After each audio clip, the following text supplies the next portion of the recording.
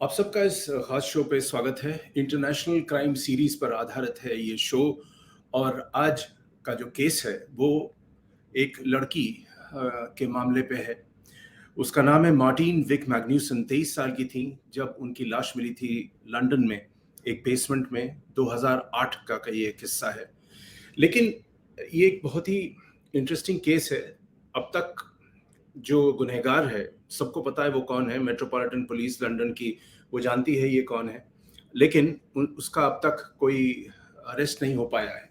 उसके पीछे कारण बहुत हैं, लेकिन इसका सबसे ज़्यादा श्रेय इस कहानी को आगे बढ़ाने के लिए बीबीसी को जाना चाहिए, क्योंकि बीबीसी ने अभी एक स्टोरी ब्रेक की है जिसमें उनके अरबिक न्यूज़ सर्विस की जो कॉरेस्पॉन्डेंट हैं उन्होंने ख़ास तौर से इस कहानी को आगे बढ़ाई है। उनका नाम है नवल अल मगाफ़ी, जो एक यमनी है और कई बरसों तक उन्होंने तहकीकात की इस केस की। और जो इस केस पे जो सबकी निगाह है वो है फ़ारूक अब्दुल हक पे, और वो इस वक्त यमन में है और कई बरसों से ही वो यमन में था।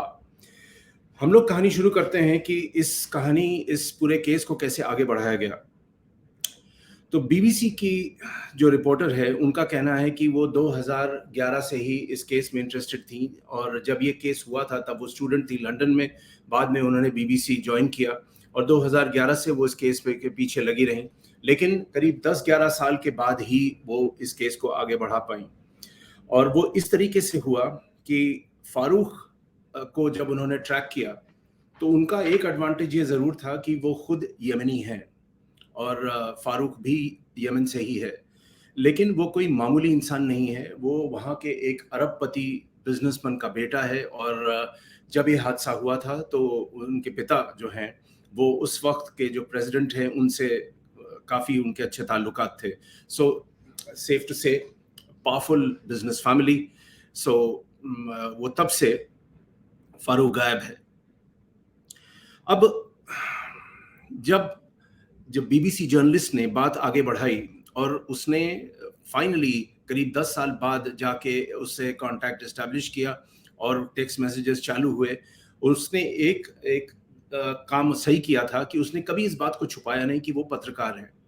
और चूंकि उसने इस बात को छुपाया नहीं तो इस तरीके से वो इसका फारूक अब्दुल हक का ट्रस्ट जीत पाई। सबसे पहला जो टेक्स्ट आया उनके पास वो अंग्रेजी में था और उसमें उसने ये कहा, I did something when I was younger, it was a mistake. उसके बाद thousands of texts and hundreds of voice notes he sent me over 5 months. Not once did he use Martine's name or refer to her death, preferring the terms incident और accident. कभी भी उसने Martin का नाम नहीं लिया और उसके वॉइस मैसेजेस में सिर्फ वो इसको एक हादसा कहने लगे, एक एक्सीडेंट का रूप देने लगे। और लेकिन हालांकि वो कहते हैं कि एक्सीडेंट था, लेकिन जब पोस्टमार्टम हुआ उस बॉडी का तो उसमें ये बात निकल के आई कि उनकी जो डेथ हुई वो कंप्रेशन टू द नेक की वजह से हुई। तो या तो वो स्ट्रैंगुलेट की गई होंगी या उनका गला जोर से दबाया गया होगा और सांस नहीं ले पाई, इसके कारण उनकी मौत हुई। उनके बॉडी पे देयर वर 43 कट्स एंड ग्रेजेस, 43 आघात के निशान थे।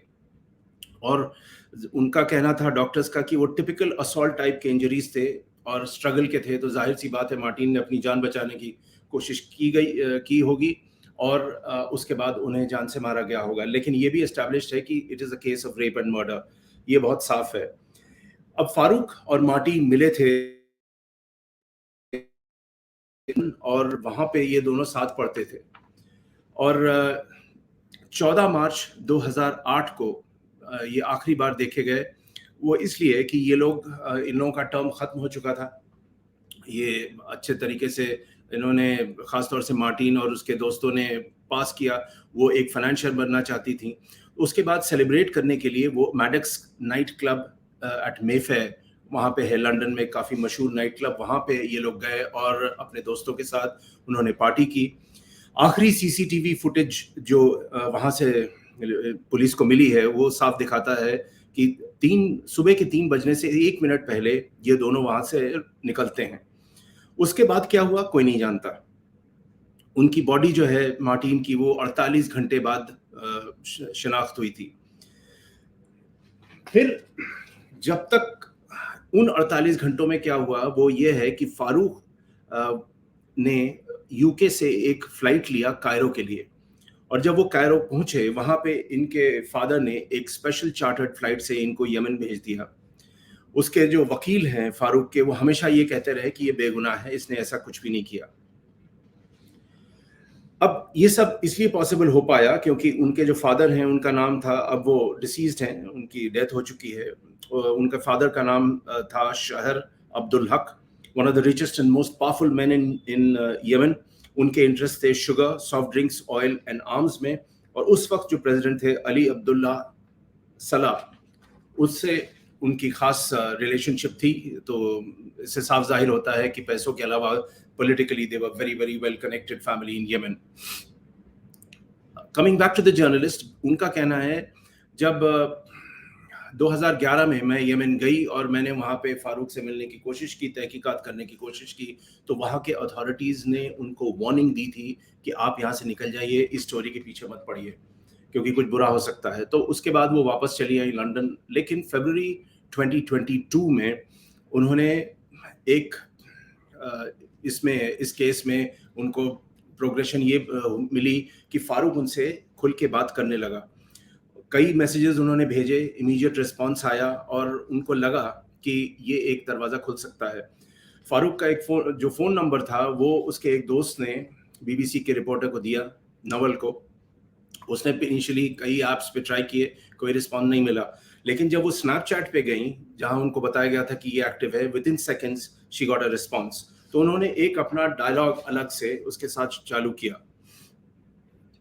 सबसे इंपॉर्टेंट बात अब निकलती है कि टेक्स्ट मैसेजेस पे उसने, फारूक ने कहा, I did something when I was younger, it was a mistake, the only reason I am scared is you told me you are a writer and a journalist, you are the last person I should talk to. तो उसने पहली बार ये बात को माना कि उसने जो किया था या जो भी हुआ, जो हादसा, वो एक गलती थी और एक एक्सीडेंट थी और इसी की वजह से हुआ। लेकिन देखिए अजीब सी बात है कि 15 साल हो गए और वो एक बिलियनर का बेटा है, लेकिन कहते हैं ना कि जो इंसान का कर्म होता है उसका पीछा नहीं वो छोड़ता, और इसकी वजह से Farooq is a prisoner in his own land, यानी कि अब वो यमन में ही कैद हैं, एक अजीब तरीके से अकेले रहते हैं। उनकी पूरी फैमिली यमन के बाहर है क्योंकि सिविल वॉर कुछ बरस पहले हुआ था तो वो वहाँ से निकल गए। उनकी एक्स वाइफ, उनकी बेटी सब बाहर हैं। सो ही इज़ हॉरिबली आइसोलेटेड और वो कहीं और जा नहीं सकते इस वजह से कि क्योंकि उनके नाम पे हर जगह अरेस्ट वारंट है और उनको ये डर है कि मैं अगर यहाँ से निकला तो अरेस्ट हो सकता हूँ। तो इससे साफ जाहिर ये होता है कि फारूक अब्दुल हक अपने ही देश में एक, समझ लीजिए, कैदी की तरह रह रहे हैं। उसने एक 2-3 और मैसेजेस किए थे, उसमें जो खास मैसेज है वो मैं आपको पढ़ के सुनाता हूँ। उसमें वो कहता है, I deeply regret the unfortunate accident that happened. I regret coming here to Yemen. I should have stayed and paid the piper. मतलब उन्होंने साफ ये माना कि यहाँ यमन में आना एक गलती थी और जो भी उनको हर्जाना भुगतना था वो शायद कर लेना था, तो क्योंकि एक कांस्टेंट प्रेशर उसके भी दिमाग में है। मार्टिन की जो फ्रेंड्स थी उस वक्त उस नाइट क्लब में, उनका नाम है नीना ब्रांजिक और सेसिली डाल। उनका कहना है कि उस रात को ख़ास तौर से फारूक, एक उसका बिहेवियर अजीब सा था और लेकिन वो उनमें से कोई भी ये मानने को तैयार नहीं या कहती नहीं है कि हमें कुछ गड़बड़ दिखा। एक और मार्टिन की फ्रेंड है लासन, उनका कहना है कि फारूक मार्टिन में सेक्सुअली इंटरेस्टेड था, उसने 1-2 बार उनको किस करने की कोशिश की जो उसने मना कर दिया। लेकिन जो सीसीटीवी फुटेज है जब वो लोग वहाँ से निकल रहे हैं नाइट क्लब से, तो Martin has her arms linked with Farooq, तो वो कंफर्टेबल थी और जाहिर सी बात है उनको भी ये शक शुबा नहीं था कि कुछ गलत होगा। एक और इंटरेस्टिंग कड़ी इसमें यह है कि बीबीसी की जर्नलिस्ट नवल ने फारूक के एक फ्रेंड से बात की लंदन में, उसका नाम समीर बताया जाता है लेकिन वो शायद उनका सही नाम ना हो। उसने कहा कि उस रात को अर्ली मॉर्निंग ये जो हादसा हुआ उसके बाद वो आया और फारूक ने कहा कि मेरे क्रेडिट कार्ड्स मैक्स हो चुके हैं, मुझे कुछ पैसों की सख्त ज़रूरत है, मैं कायरो जाना चाहता हूँ।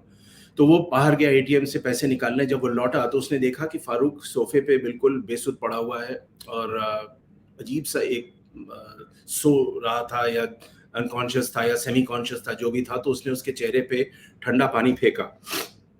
उसके बाद वो जाग गया, उसने पैसे लिए और वो गायब हो गया। समीर का कहना है it was as if he was on something, यानी कोई या तो ड्रग्स ले लिया होगा या कुछ लिया होगा, उसको लगाइए। एक और जॉर्डेनियन बिजनेसमैन है अब्दुल हाय अल मचाली, जिससे जो फारूक के फादर के दोस्त थे, उससे जब नवल ने बात की तो उसने एक इंटरेस्टिंग बात कही। उसने कही कि his son wanted to go to England, sit in court and defend himself, लेकिन उनके फादर ने उसको मना किया और उसने कहा कि ये मामला शायद उल्टा पड़ सकता है, तो तुम वहाँ जाना नहीं। तो इससे साफ जाहिर होता है कि कभी ना कभी फारूक के दिल में ये बात ज़रूर आई होगी कि मुझे वापस जाना चाहिए, अपना नाम क्लियर करना चाहिए, लेकिन ऐसा हो नहीं पाया। अब मार्टिन के जो फादर हैं ऑड पेटर मैग्न्यूसन, वो जाहिर इतने साल हो गए और जाहिर सी बात है कि उनके दिल पे जो गुजरी है वही जानते हैं। बेटी को उन्होंने खो दिया, लेकिन वो फाइटर हैं और नवल का कहना है कि वो तब से लगे हुए हैं जस्टिस के लिए।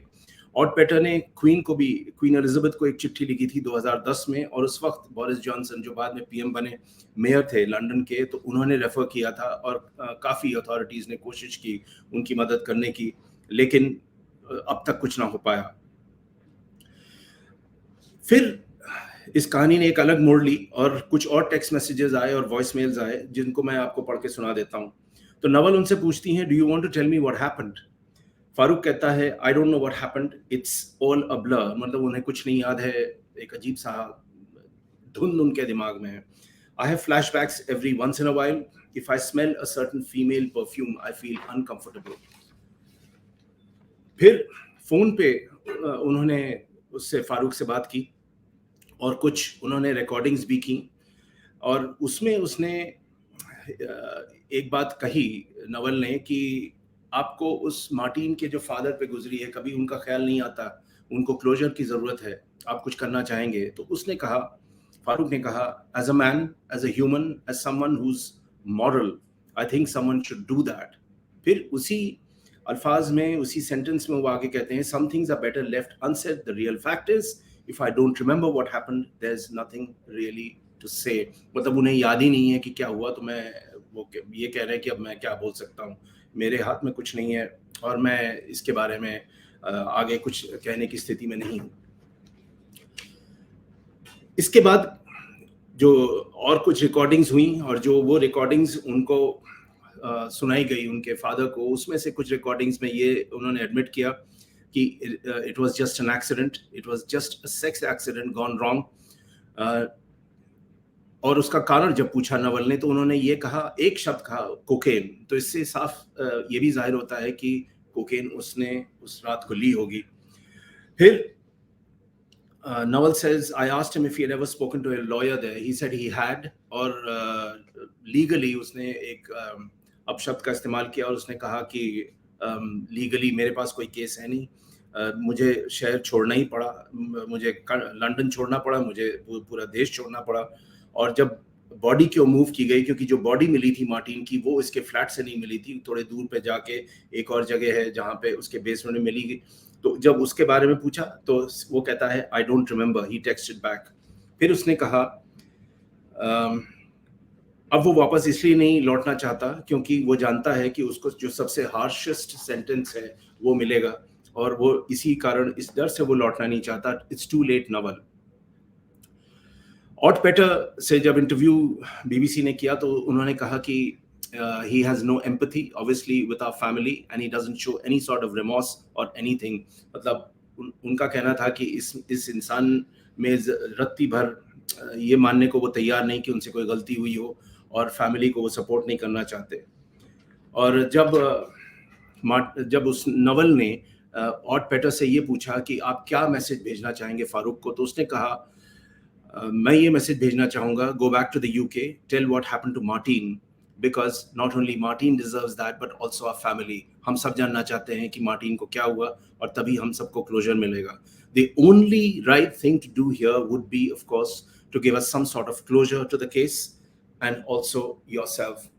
ऑड पेटर ऑप्टिमिस्टिक हैं इतने साल बाद भी, और उनका कहना है कि अब जो कि ये रिकॉर्डिंग्स उनको मिली हैं और उनकी ये पूरी कोशिश होगी कि ये वापस आए, लेकिन अब वो तभी आएगा अगर उसके कॉन्शियंस में ये बात उठती है कि हाँ, मैंने कोई गलती की है, मुझे ट्रायल फेस करना चाहिए, मुझे अपने आप को डिफेंड करना चाहिए, और जो भी निकले मुझे वो एक्सेप्ट करना चाहिए, तभी जाके इस पूरे केस को क्लोजर मिलेगा, और पीटर मैग्न्यूसन को क्लोजर मिलेगा, और शायद खुद फारूक अब्दुल हक को भी क्लोजर मिलेगा, क्योंकि वो अपने ही देश में एक कैदी बनकर रह गए हैं. Thanks for watching this show.